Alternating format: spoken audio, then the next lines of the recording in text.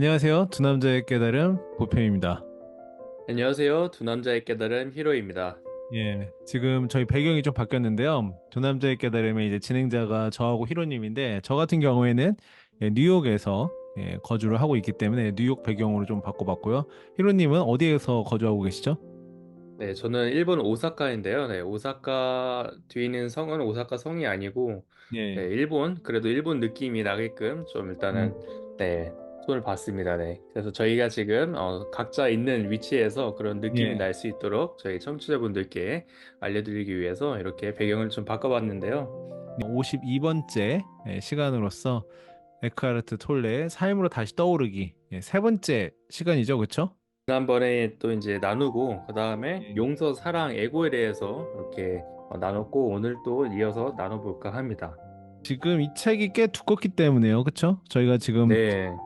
뭐 계속 할 수 있을 것 같은데, 네, 되게 어쨌건, 좋은 내용이 많아요. 되게 좋은 내용이 많고, 예, 사실 저희가 뭐 용서, 사랑, 애고에 대해서 방금 이렇게 키워드를 얘기 드렸는데, 맥락이 항상 같습니다. 그 안에서 계속 나오는 이제 음, 이야기가 다를 뿐이지요. 네. 맞습니다. 예, 에크하르트 톨레가 좀 불교에 좀 영향을 받은 것 네. 같다. 사실은 뭐 모든 영적 영성 공부 이런 데 가다 보면은 불교의 그 색이 조금씩은 다 들어가 있긴 한데 여기에도 보면은 네. 이제 그런 게 나옵니다. 이제 어떤 게 나오냐면은 두 수도승에 대한 이야기가 나와요. 예, 그래서 두 수도승의 이야기가 나오는데 요 이야기를 좀 한번 들려봐 드리고 싶네요. 이제 어떤 길을 갑니다. 탄잔이라는 선승이 에키도라는 승려와 함께 폭우가 쏟아진 뒤에 몹시 진흙탕으로 변한 시골길을 걸어가고 있었는데요. 마을 네. 근처까지 오니까 그들은 길을 건너려는 젊은 여인과 마주쳤다고 합니다. 스님이 이제 두 분이 오시는데 그 젊은 여인과 마주친 거예요. 네. 그런데 진흙탕이 너무 깊어서 그 입고 있는 비단 기모노가 더러워질 위험에 처해 있었다고 합니다. 그래서 탄자는 곧바로 그녀를 등에 업고 길 반대편으로 데려다 주었다. 음, 여기까지가 이제 팩트입니다. 그냥 있는 사실 그 자체죠. 근데 이제 네. 그 후 두 수도승은 침묵 속에 발걸음을 계속했다.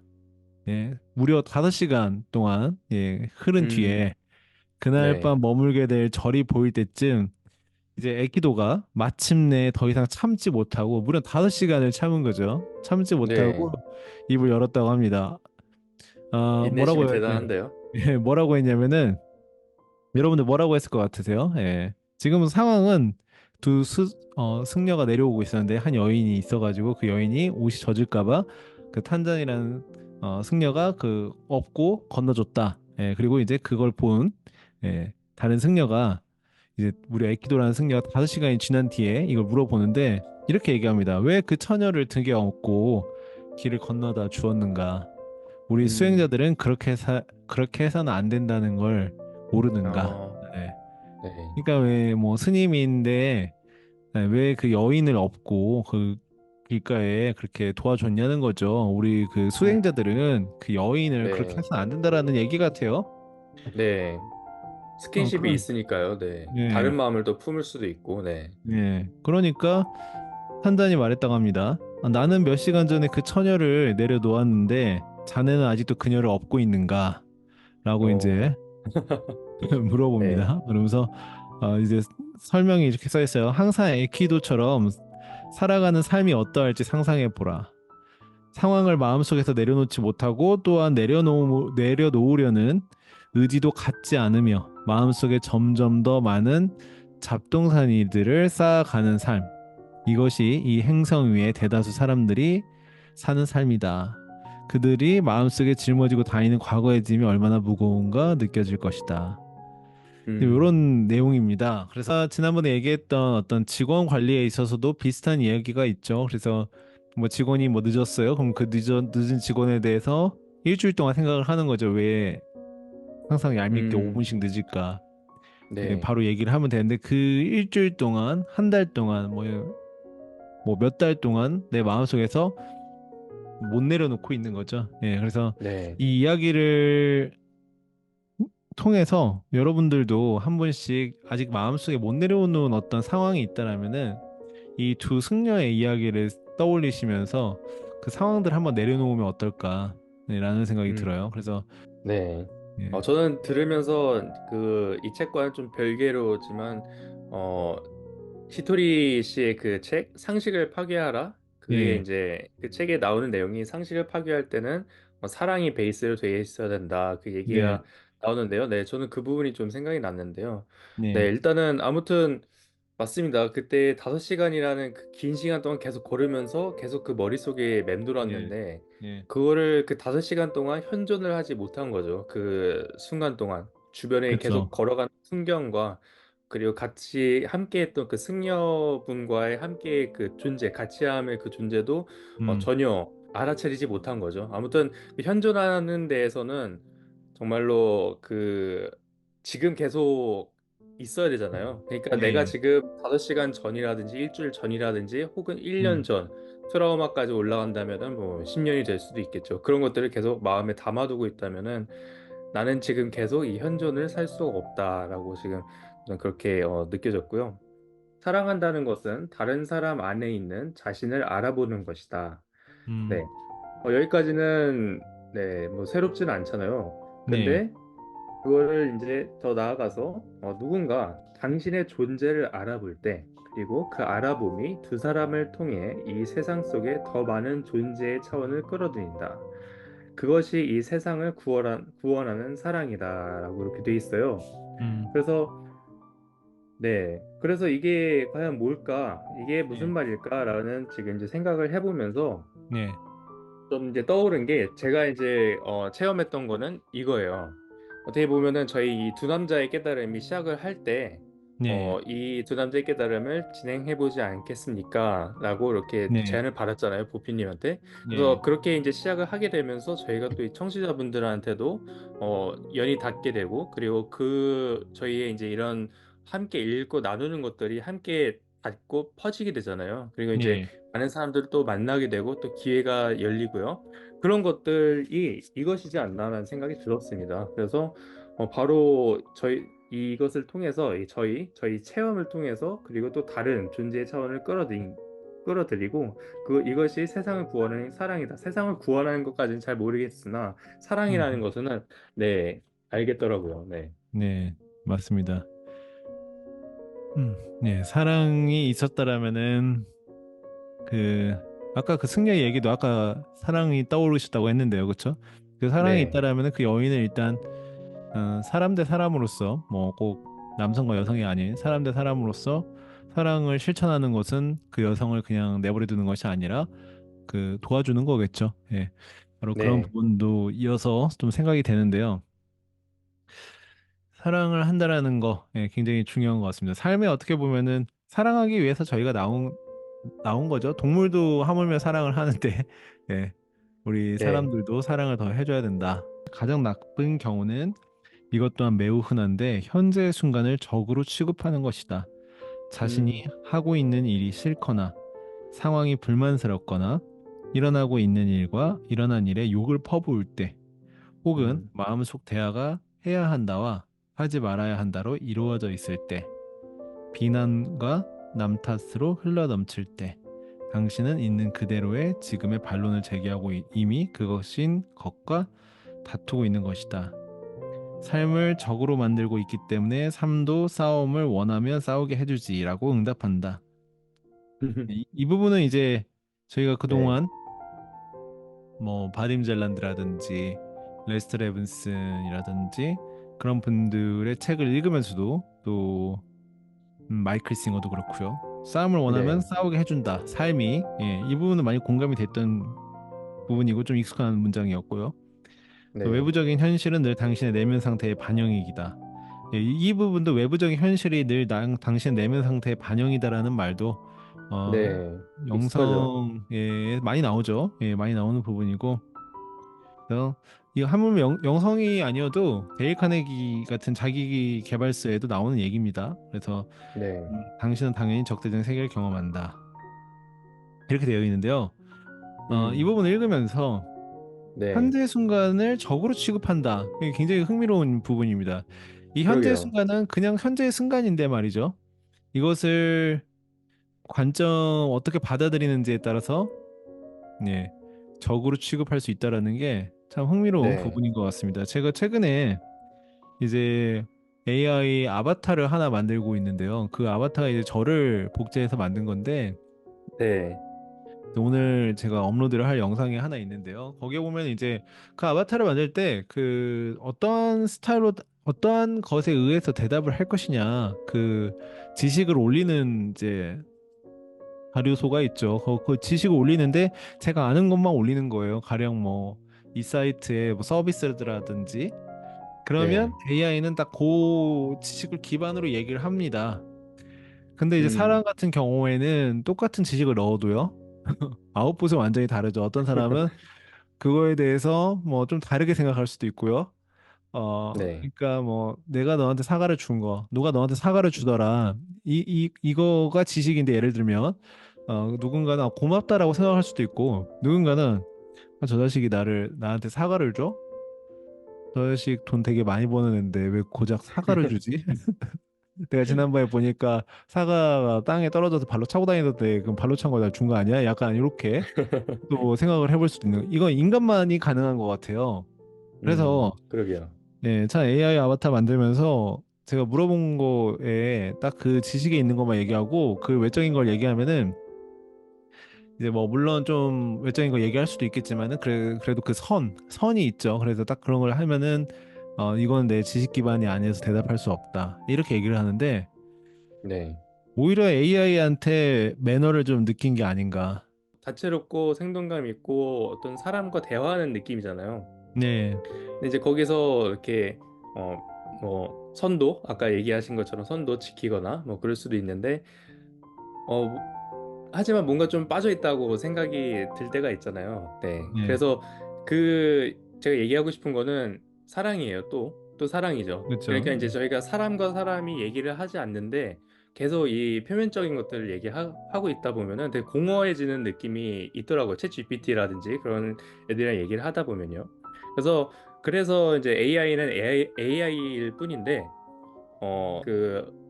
artificial intelligence잖아요. 그 말 네, 그대로 가공한 누가 만든 거니까 그것의 차이지 음, 않나라는 그런 생각이 좀 들고요. 네, 그러니까 내 머릿속에서 내가 이걸 해야 하나? 이걸 하지 말아야 하나? 계속 그거를 실랑이를 벌이고 있는 것이 그렇게 이 현재 순간을 적으로 취급하고 있다고 얘기를 하고 있는데 되게 흥미로웠어요. 네. 음, 그래서 보통 같은 경우는 이런 일이 많잖아요. 내가 이 일을 하기 전에 내가 이거 해야 하나? 내가 하지 말아야 되나? 근데 그거가 그 순간이 내 현재 순간을 살고 있지 않는 것이라고 지금 이렇게 얘기를 하고 있는데, 네. 네. 혹시 이 부분에 대해서는 어떻게 생각하시나요? 현재 순간을 적으로 취급하는 해야 마음속 대화가 해야 한다고 하지 말아야 한다로 이루어졌을 때 네. 음, 뭔가가 이제 왔을 때 그것을 그냥 흘려버리기나 놓아버린 네. 테크닉으로 있어 그 내 안에서 놓아줘야 되는데 붙잡고 있으면 안 되는데 이걸 해야 하나 하지 말아야 하나 그것에 음, 대해서 삶에 대해서 내가 평가를 하고 내가 어떤 걸 결정을 내린다는 거 아니겠습니까? 딱 어떤 것이 왔을 때요 사실은 그 답을 0점 몇 초 만에 다 내리는 것 같아요. 어 음, 해야 한다. 그런데 이제 네. 그 뒤로부터 이제 쉽게 얘기하면 에고가 개입을 음, 하는 거죠. 이거를 네. 너가 할 수 있겠어? 영성 공부하신 분들은 에고라고 표현할 수도 있을 것 같고요. 그냥 쉽게 얘기하면 이제 생각이 이제 뒤덮는 거죠. 근데 네. 마음은 항상 먼저 가는데 생각은 뒤따라오는 거거든요.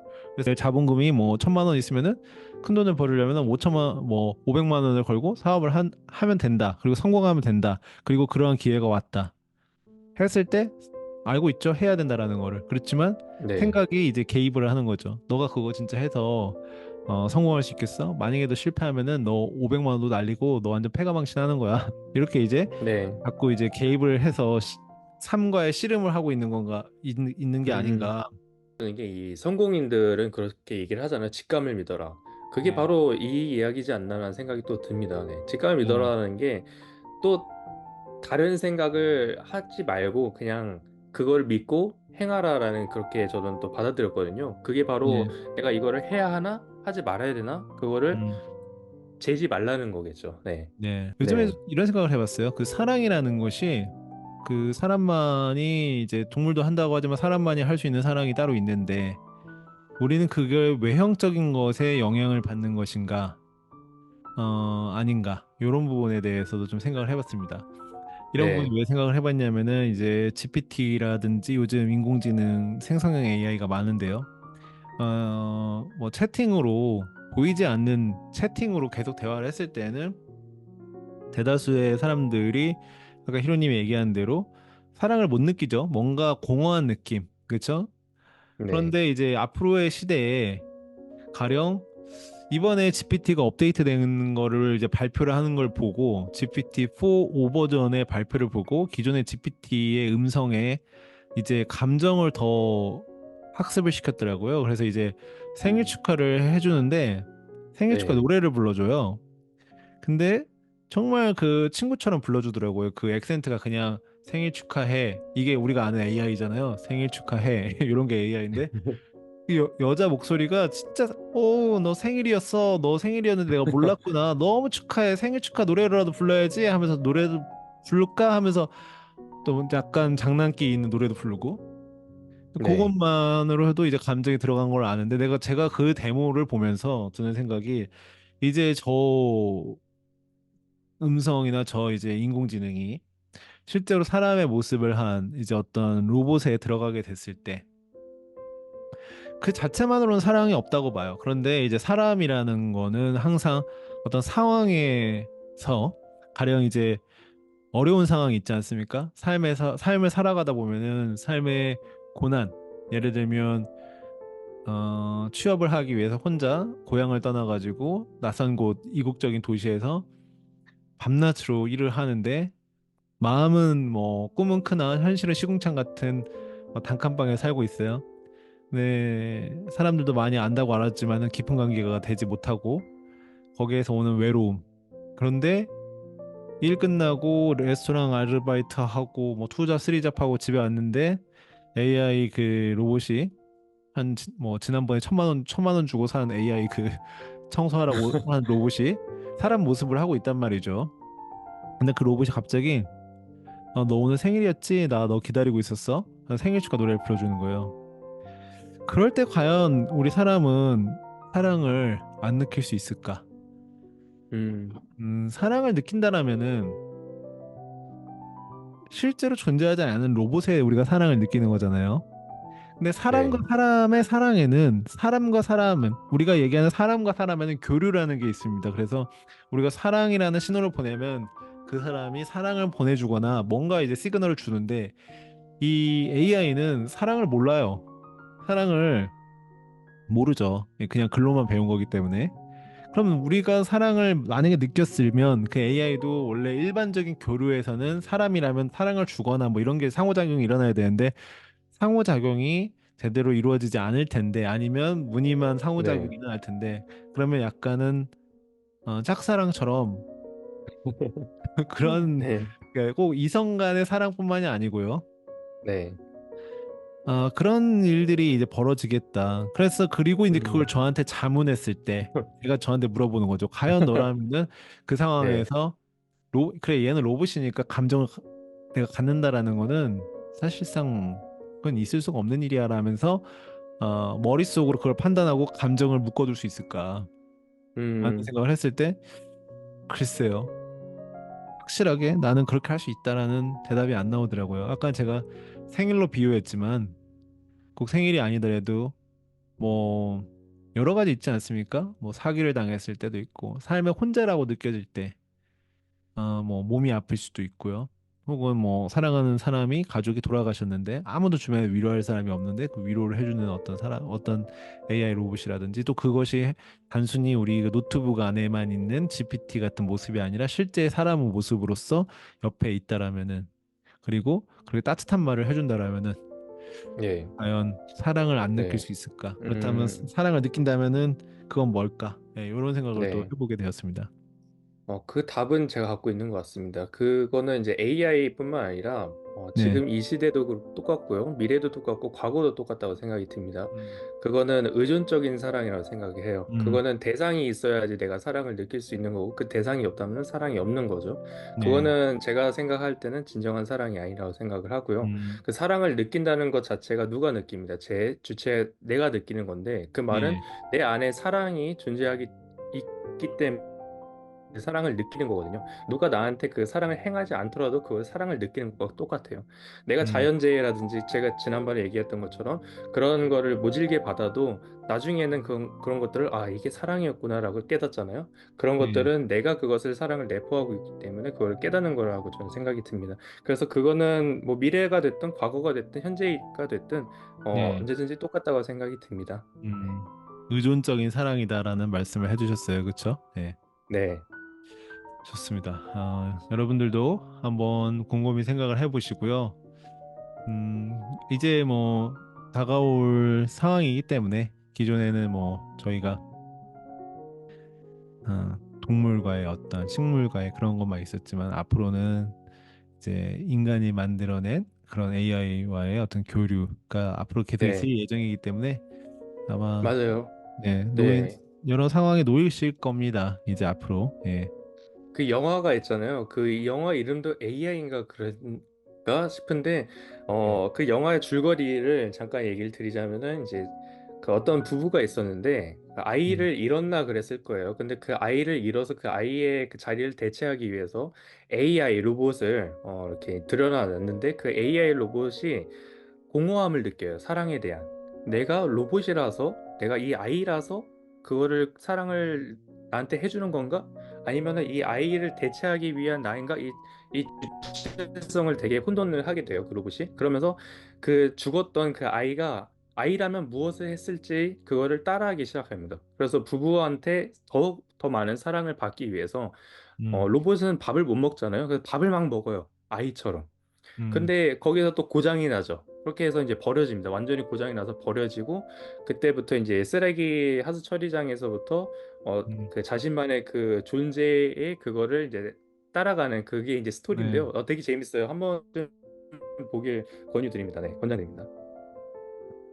좋습니다. 예, 로봇이 그런 감정까지 갖는 거 좀 주된 영화의 소재인 것 같아요. 예. 톨레의 책을 읽다 보면요, 계속해서 에고가 나오고 고통체 이런 것들이 나오고 그다음에 역시 현실 세계를 이렇게 잘 알아차리는 그런 것들이 계속 나오는데요. 이제 에고에 대해서 이제 나오는데요. 에고는 뭐 현실을 원망하는 것을 좋아한다. 현실이란 무엇인가? 지금 일어나고 있는 것이다. 뭐 이렇게 얘기를 하는데요. 붓다는 그것을 타타타 삶의 본래 그러함이라고 불렀다. 삶의 본래 그러함이란 이 순간은 본래 그러함일 뿐이다. 그 본래 그러함에 대해 대항하는 것이 에고의 주된 특징 중 하나이다. 그렇게 해서 부정적인 마음 상태가 만들어지고 에고는 그것 때문에 번창한다. 음, 그리고 그것이 만들어내는 불행을 에고는 사랑한다. 음, 이런 방식으로 당신은 자신도 타인을 고통스럽게 만들지만 자신은 그렇게 하는 것조차 알지 못하며 자신이 지상의 지옥을 창조하고 있다는 것을 모른다. 네, 라고 되어 있어요. 무시무시한 말들이 많이 나옵니다. 지상의 지옥을 네, 창조한다. 네. 지옥이라는 또 단어가 나왔고요. 네, 네. 그 다음에 붓다가 나오고요. 그 다음에 그러함, 본래 그러함, 본래 그러함이라는 단어가 많이 나와요. 반복적으로 다 삶의 본래 그러함이라고 불렀다.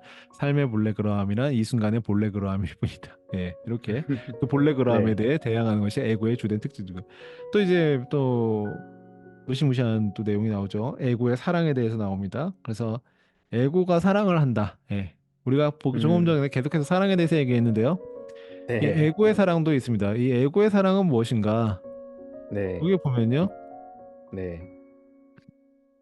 삶에 에고의 대항하는 사랑. 것. 예. 삶에 대항하는 삶에 것이 이제 대한. 에고의 주된 특징 중 하나인데요. 부정적인 마음 상태가 그러면 이제 일어난다라는 거죠.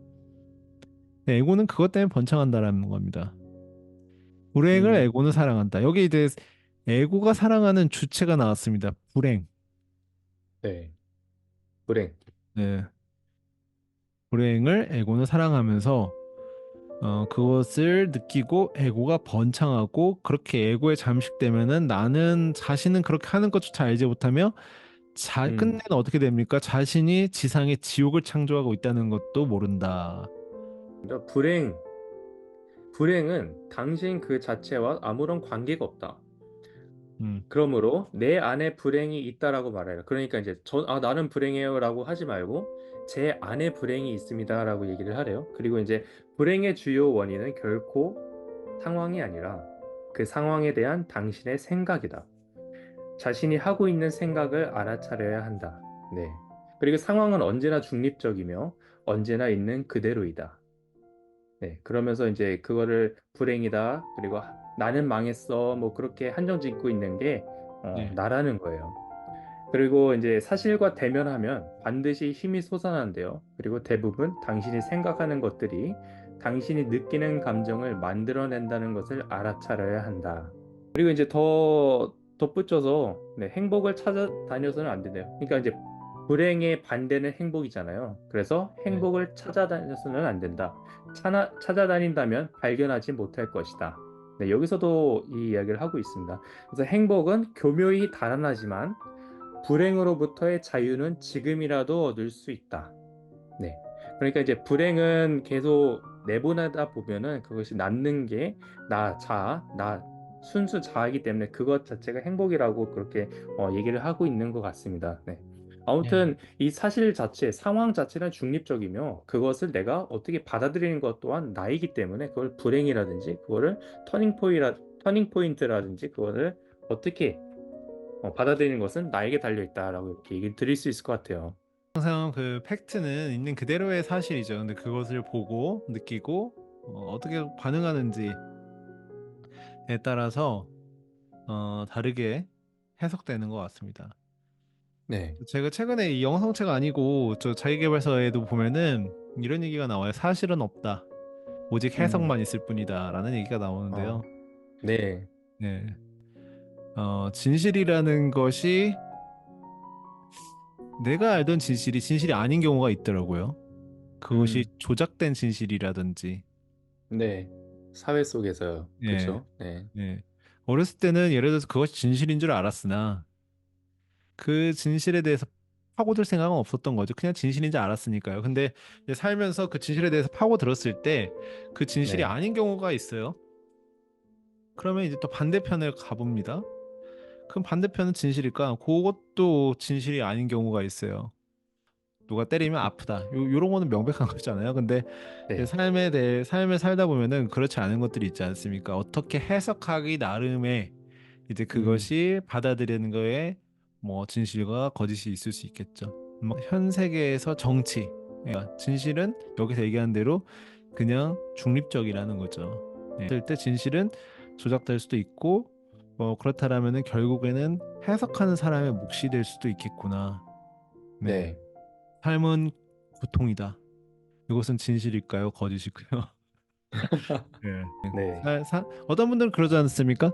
삶은 고통이다라는 거예요. 어떤 분들은 네. 왜 편하려고 하는가? 삶은 고통 속에서 몸부림치는 것이다.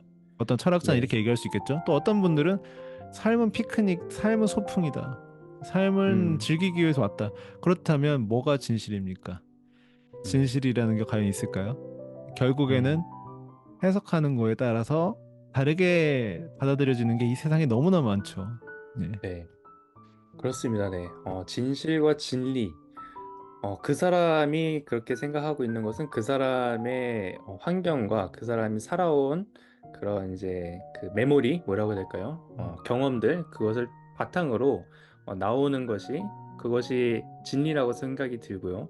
그렇게 진실은 바로 그 자리에 있는 거죠. 저희가 아까 얘기한 것처럼요. 어, 어떻게 하든 바뀌지 않는 것. 네. 네. 그렇게 되는데 고통이 과연 인생은 고통이다라는 그 얘기가 나와서 그런데요. 제가 스무스하게 또 나눠보자면요. 144쪽입니다. 고통과 에고에 대해서 얘기를 하고 있어요. 예. 고통은 고귀한 목적을 가지고 있다. 네.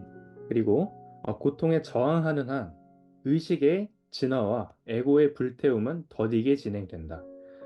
이건 좀 어렵죠. 그 저항이 불태워버려야 할 에고를 더 많이 만들어내기 때문이다. 네, 저희가 주목해야 될 부분이 이 부분인 것 같습니다.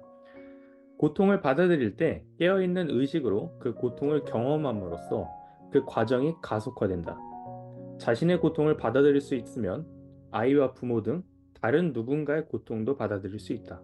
네, 이 부분인 것 같아요. 그러니까 이 고통에 저항하는 한 에고를 더 많이 만들어내기 때문에 이 고통 또한 그저 뭐 간단하게 얘기해서는 흘려보내라 이 말이겠죠. 그러니까 이 고통에 네. 저항하지 말라라는 이 말을 하고 있습니다. 고통은 고귀한 목적을 가지고 있음에 불구하고요. 네, 그렇게. 삶에서 고통이라는 순간에 히로님은 언제가 고통인 순간이 있으셨나요?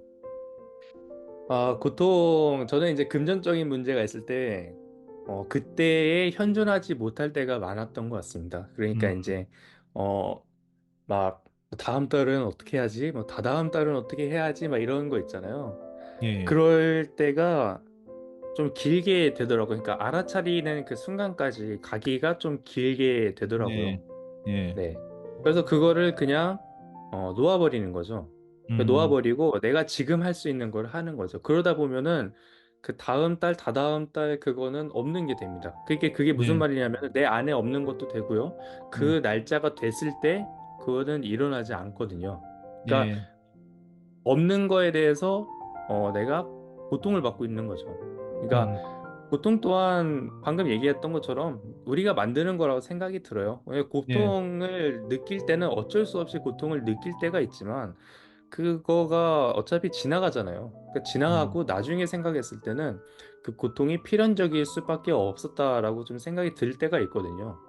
그럴 예, 때는 내가 그 고통이 필요했었구나. 그리고 그 음, 고통으로 인해서 내가 지금 있을 수가 있겠구나라는 생각이 음, 들면서요. 여기서도 그렇게 하고 있지 않습니까? 그 고통을 받아들일 때 깨어있는 의식으로 그 고통을 경험함으로써 그 과정이 가속화된다.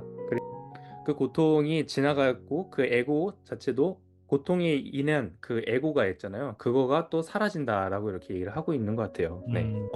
고통이라 하면은 저는 흔적을 남기는 것 같아요. 고통이라는 음, 거는, 네, 상처처럼요. 예, 그 육체적인 흔적을 남길 수도 있고요.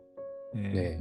정신적인 흔적을 남길 수도 있고, 예, 마음적인 흔적을 남길 수도 있는 것 같습니다. 근데 어쨌건 고통이라는 거는 흔적을 남긴다. 이렇게 이제 가정을 해보고요. 그렇다면은 반대로 고통이 없으면 어떻게 되나? 흔적이 없죠. 예. 네. 흔적이 없다라는 거는 그렇다면 흔적이란 무엇인가 했을 때 흔적이라는 거는 좋은 흔적일 수도 있고 나쁜 흔적일 수도 있고 역시 아까 저희가 얘기한 해석하기에 나름이 또 들어가는 부분인데 네. 좋게 해석하면 좋은 흔적이죠. 그럼 결국 고통이라는 거는 내가 잘만 해석하면은 좋은 흔적을 많이 남기는 음, 예, 어떻게 보면은 이벤트 같은 거죠. 삶의 네. 이벤트 스승이죠. 예. 네.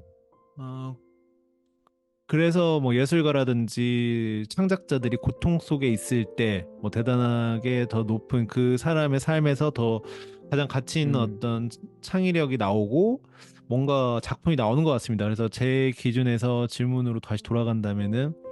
저는 뭐 대학생 때 제가 고시원에 살았을 때 정말 돈이 없어서 한 달에 그 쇠고기면이라는 라면을 먹으면서 네. 그 라면 한 박스를 사면은 그 한 박스로 뭐 20일 정도는 버티고 그 앞에 편의점에 음, 가면은 그 편의점 사장님이랑 좀 친해져 가지고 밥이라도 한번 먹을 수 있는 예 그러한 네. 삶을 살면서 고시원 속에 있을 때 말이죠. 딱 한 명 누울 수 있는 그 고시원 사이즈에서 음, 천장을 보면서 음 그때 당시는 굉장한 고통이었다. 예.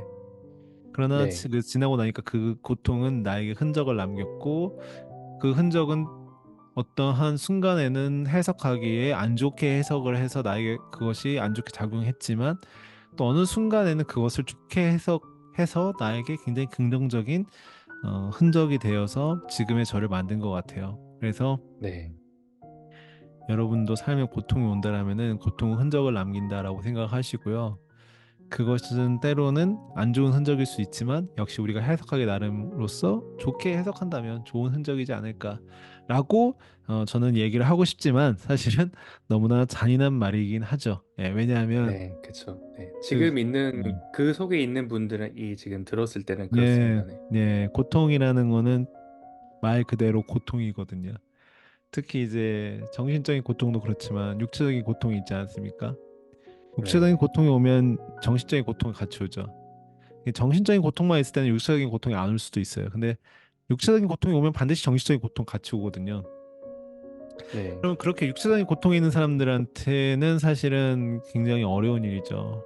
어려운 일인데 결국에 어떤 그 육체적인 고통이 있는 분들과 다큐멘터리라든지 그분들이 쓴 책 보면은 그 고통을 받아들인 단계가요. 결국에는 처음에는 굉장히 저항하고 내가 이거에 대해 이렇게 이런 상황이 된 거에 대해서 굉장히 저항하고 뭐 부딪히고 그렇게 하지만은 시간이 흘러감에 따라서 그것을 결국에는 저항하게 놓아버리고 내가 이 현대에 있는 이 상황에서 어떻게 하면 뭘 할 수 있을까 해서 뭔가를 더 창의적으로 하고 그래서 가령 뭐 비슷한 처지에 있는 사람들을 도와준다라든지 이제 어떤 삶의 그런 포인트를 삶의 목적을 찾는 거죠.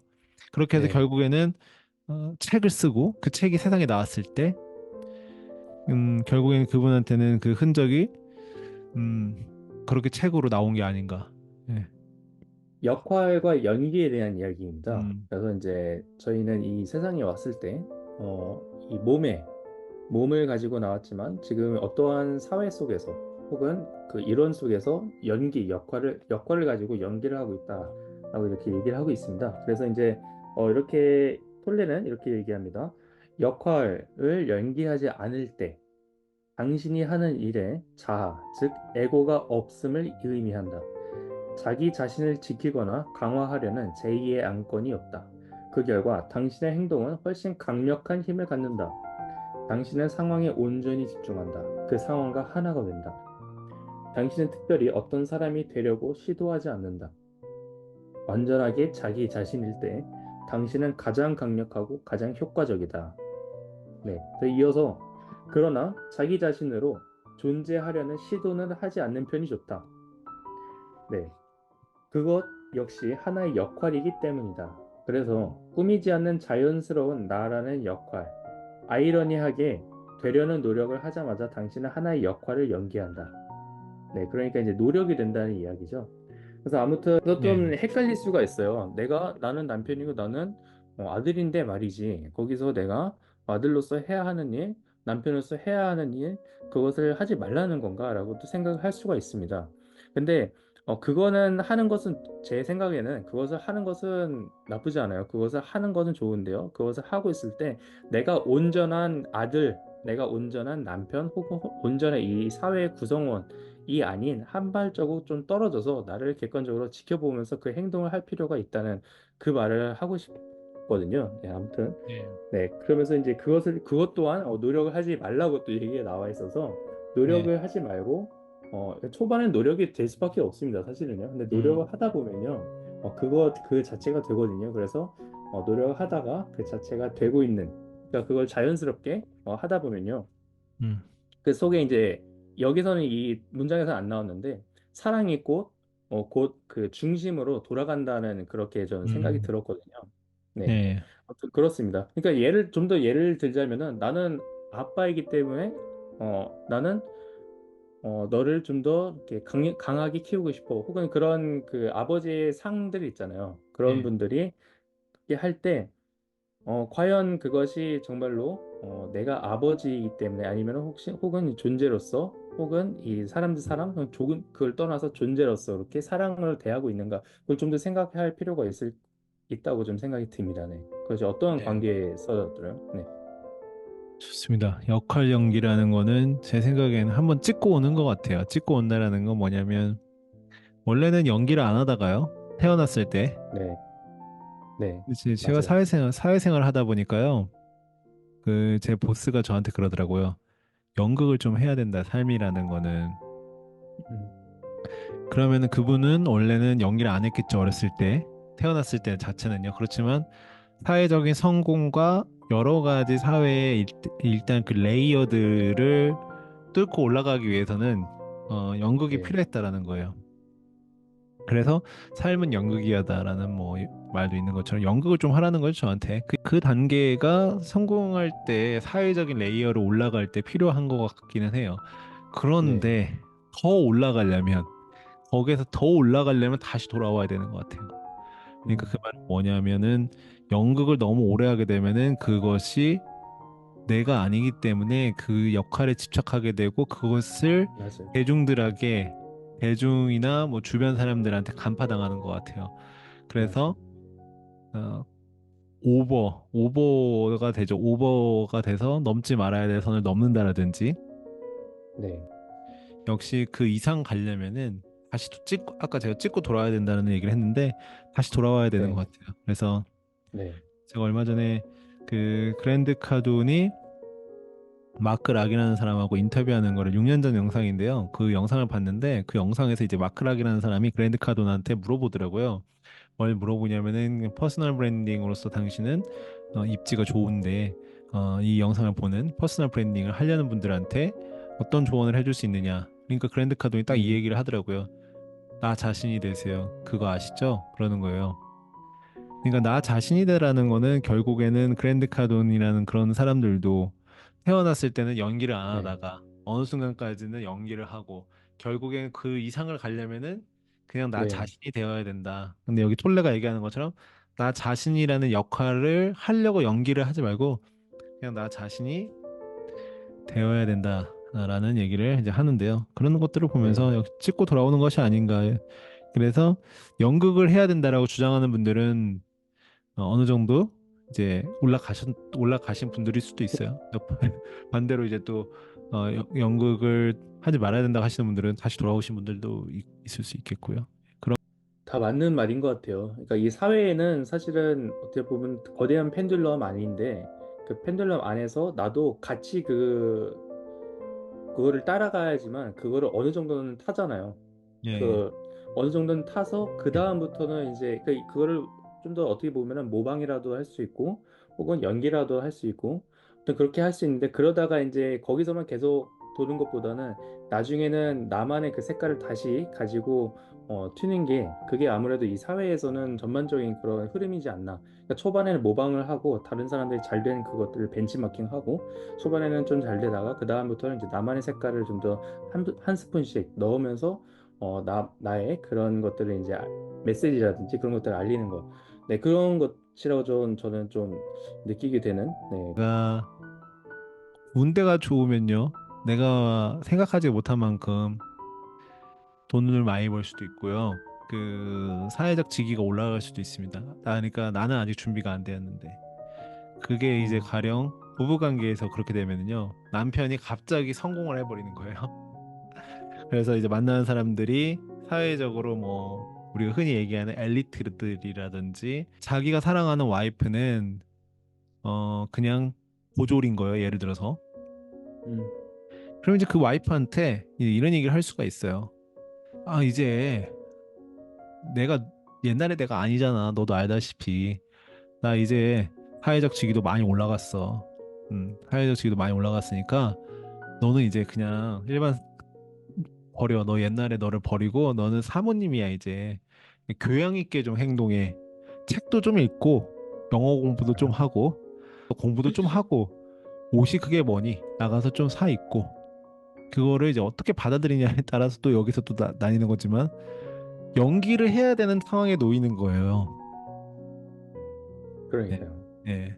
그래서 아까 히로님 얘기하신 대로 사회적으로 이제 어느 정도 갈 때까지 거대한 펜듈럼 안에서 연기를 이제 어느 정도 해야 거기까지 갈 수 있는 부분에 대한 단편적인 예로 제가 한 가지 상황을 말씀드렸는데 우리가 흔히 이런 상황들을 주변에서 많이 볼 수 있습니다. 그래서 결국은 어떻게 되냐?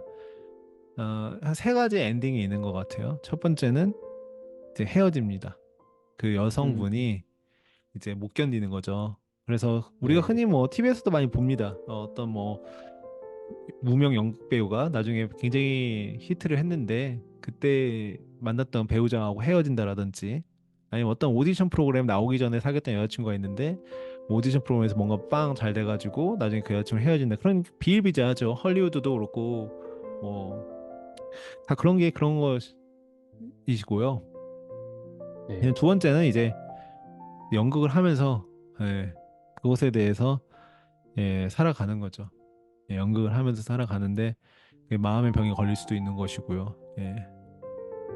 다 다른 것 같아요. 그리고 네. 마지막으로는 이제 그냥 그 자체가 맞을 수도 있어요. 또 어떤 분들은 그냥 뭐 그렇게 사는 게 좋을 수도 있습니다. 가령 물질이 본인의 삶에 굉장히 중요한 분도 있어요. 그 잘못된 건 우리가 잘못했다라고 얘기하기는 힘들지만 어떤 분은 뭐 300만 뭐 3천만 원짜리 백을 하나 가지면 1년 정도는 그냥 행복한 사람도 있을 수 있거든요. 네. 근데 이제 어떤 분은 3천만 원짜리 백을 가져도 내가 나로서 살아가지 못하고 연극을 계속 해야 되고 그런 스테이지에 내가 원하든 원하지 않든 계속 놓이게 되고 너무 그런 심리적으로 힘들면은 3천만 원짜리 백이 있어도 그게 위로가 안 될 수 있고 사람마다 다른 거니까요. 예. 그런 일이 있었대요. 1800년인가 그때 한 그 되게 부잣집 그 가정이 있었는데 그 이제 자녀가 이제 되게 아름다운 그 아가씨가 있었대요. 그러니까 이제 딸이죠. 근데 그 딸이 자기와 이제 우리 가정과 그 집안과 분수에 맞지 않는 남자를 사랑을 했대요. 그래서 그 남자와 사랑을 하지 말라라고 해서 어머니께서 그 아이를 그 딸을 꼭대기층에 이제 가뒀는데 그 가둔 게 그 아이가 더 이상 그 남자를 만나지 않겠습니다라고 이렇게 이제 단념을 할 때까지 가뒀대요. 근데 그게 얼마나 걸렸을 거라고 생각이 듭니까? 이야기의 빌드업으로 봐서는 꽤 걸렸을 것 같아요. 한 5년 걸렸을까요? 5년? 한 30년? 한 30년 걸렸을까요? 30년. 30년 쓰겠습니다. 예. 네, 역시 보편님인데요. 네, 한 그 정도 걸렸다고 봅니다. 그래서 이게 완전히 나중에 이제 찾아서 까먹었대요, 가족이. 가족이 음, 까먹었다고 그렇게 얘기를 하는데, 물론 까먹지 않았겠죠. 그 열어봤는데 완전히 이제 그 다 영양실조가 되고 막 쭈글쭈글한 할머니가 돼서 나왔거든요. 근데 나와서 이제 하는 말이 나는 후회하지 않아. 그 말을 계속 달고 나왔다고 합니다. 아무튼 네, 그런 사건도 있었어요. 그렇기 때문에 그 사람이 이제 나중에 정신치료를 받고 다 이렇게 정상적인 생활을 할 때도 후회하지 않는다고 그렇게 얘기를 하더라고요. 그래서 아무튼 그런 거를 보아하면은 정말로 인간의 그런 그 가치가 어떤 것에 대해서 아까는 백이라고 또 얘기를 해주셨지만 어떤 거에 두냐에 따라서 인생 전반이 완전히 달라지잖아요. 달라지고 음, 거기서부터 내가 이 가치를 지켜야 하는 건가? 뭐 음. 그런 것들로 인해서 인생이 또 펼쳐지고 해석하기 나름이다. 이런 것들이 이제 알게 되면은 이게 남에게 함부로 하기가 쉽지 않아요. 예. 네, 그래서 겸손해집니다. 사람이 겸손하다는 건 겸손하려고 하는 게 아니고요. 이런 깨달음을 얻게 되면은 알아서 겸손해져요.